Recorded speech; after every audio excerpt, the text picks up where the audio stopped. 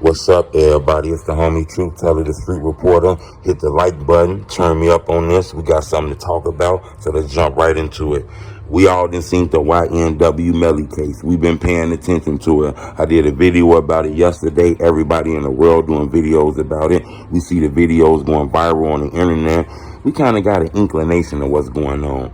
You know, police is claiming that Melly and Bortlan killed their two friends inside of a Jeep. They were the only ones in the Jeep. Nobody else could did it. This is not a whodunit, a dun-da-dun. This ain't none of that. They feel like those are two guys who behind it.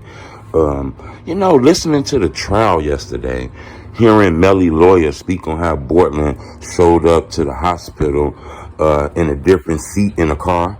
How he showed up to the hospital, just him and two dead bodies in the car. How he showed up to the hospital with a change of clothes. How he showed up to the hospital with gun residue on his hand. This feels almost like some rat snitch stuff, in my opinion. I don't know if it's a full-blown rat snitch stuff. I don't put it on Melly. I think, you know, when you pay a high price to his lawyer, a lot of money to get you off the case, he gonna do whatever it takes to get you off that case. And I think this is what's going on with that thing. I don't know if Melly telling, so I don't want to put that rumor out. But it seemed like, you know, he not overstamping the fact that his lawyer is doing that. I'm pretty sure the lawyer then came to Melly with all type of ways he gonna go about this trial. So Melly know the angles that he gonna take in this trial. The fact that Melly didn't tell him, no, we ain't gonna take that angle, let me know that Melly is in for himself. And, you know, he want to get home. And I don't blame him for that. You know, when it comes to these trials that's facing 50 and 60 years of life and the death penalty, you got to do what you got to do for you. So if Melly didn't do anything, then hey, I don't feel nothing wrong with his lawyer portraying it like that. But it just kind of feel like, you know, they telling on Bortlan, in my opinion. Not saying he had anything to do with it, but it just feel like that's what they doing. Some people say he just proving doubt. You know, they trying to make it seem like the state don't know what's going on. They don't know who killed who. They don't know who did this. They don't know who did that. So maybe they can get a hung jury and then he come home. I understand that.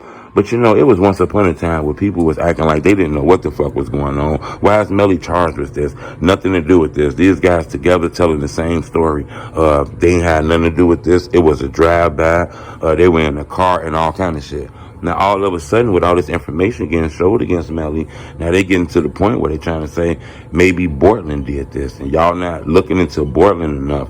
Y'all not putting all your resources into Bortlan enough to see if he did this, because Melly didn't do this. That's why I say I don't know if this is considered snitching, but I do think this is a little messy. I remember in Chicago, this same type of thing went down with Rondo and C-Day, when Rondo's lawyer argued that the lawyer should have argued more of C-Day being the sole shooter.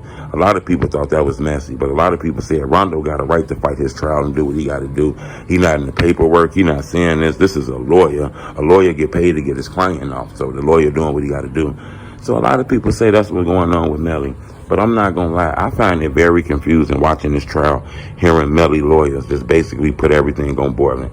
It feels a little weird. That's why I want to ask y'all, do y'all consider that snitching? Do y'all consider that, you know, telling on your homie, doing some dirty, offhand, backdoor shit? Or do you think that man got the right to do whatever the fuck it take to get home, long as he not pointing nobody out in the courtroom? I'll let know what y'all think. Leave a comment. It's the homie Truth Teller, the street reporter. Make sure you hit the like button. Turn me up on this YouTube shit so I can keep you updated on all your street and your hip hop news. Those were his lines. Cortland Henry shows up at Memorial Hospital, Miramar.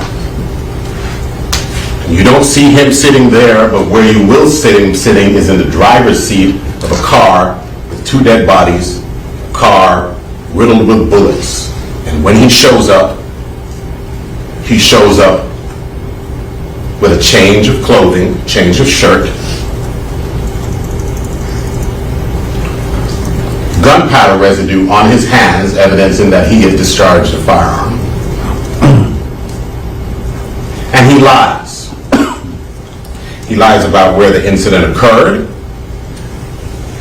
He lies about how it occurred. And he lies about not having a phone. I think it was Miss Bradley herself who said, everybody has a phone in his pocket. Now Cortland Henry